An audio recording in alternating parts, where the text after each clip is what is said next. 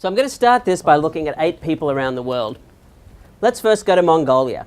Many of you will be familiar with Batushig. So Batushig took a course called Circuits and Electronics, taught by Anant Agarwal at MIT. 155,000 students took this course, 23,000 took the first problem set, 7,000 people were certified, and 340 people worldwide scored a perfect score, or the top score in this exam. Batushig, who was 15 at the time and is from Ulaanbaatar, was one of these students. Batushig is now a student and undergraduate at MIT. Let's have a think about that. The first proposition is front doors will give way to open doors. There's been a huge debate about, are these MOOCs terrible because they have such low completion rates? One might ask the opposite question, which is, shouldn't everybody who would like to start such a thing be allowed to take such a thing? Is it possible that in the future we might celebrate 10% completion? Let's now go to Panipat in India. Panipat is my mother's hometown.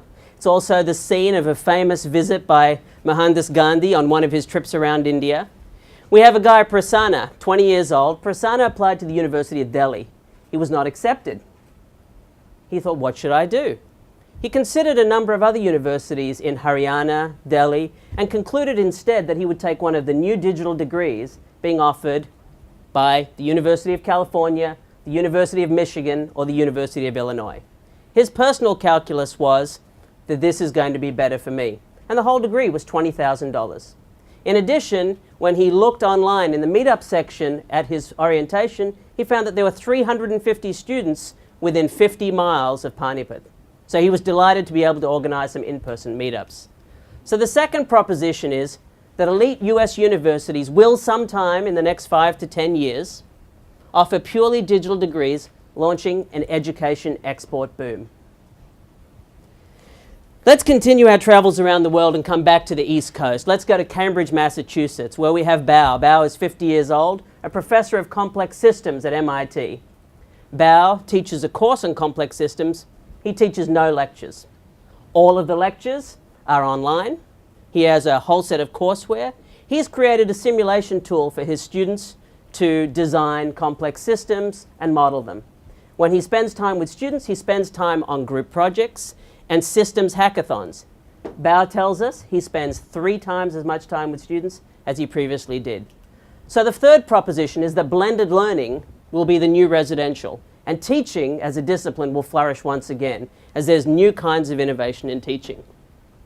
And is it possible by 2025 that the penetration of online as part of a blended experience might be 90% instead of 30%? So let's go to Alabama and let's go and see Trey. Well, Trey is a veteran. Trey's done 4 tours of duty. He's been to Iraq 4 times. He was stationed at Camp Lejeune. He's come back and through a veterans program at Walmart decided to work at a Walmart store. Now over 10 years he's become the assistant store manager. But the kinds of things you can learn at Walmart are incredible. He has incredible expertise in merchandising, store operations, supply chain management, managing teams.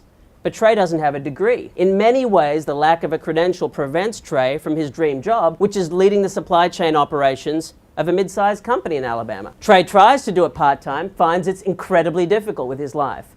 But what he finds is the Michigan State and Penn State World Campus offer a competency-based assessment, which if he passes, will award him a degree. It has nothing to do with credit hours or seat time. It has everything to do with how capable he is. And having run a store of Walmart in the South, he's actually incredibly capable and gets a degree. So here's what's going to happen by 2025. Competency-based credentialing could unlock trillions of dollars of unmonetized human capital.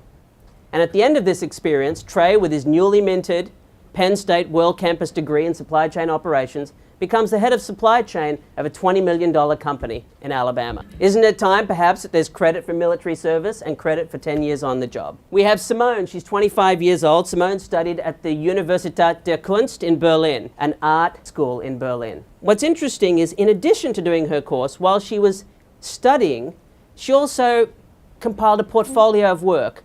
She's done 4 projects with UI and UX experience for startups in Silicon Alley.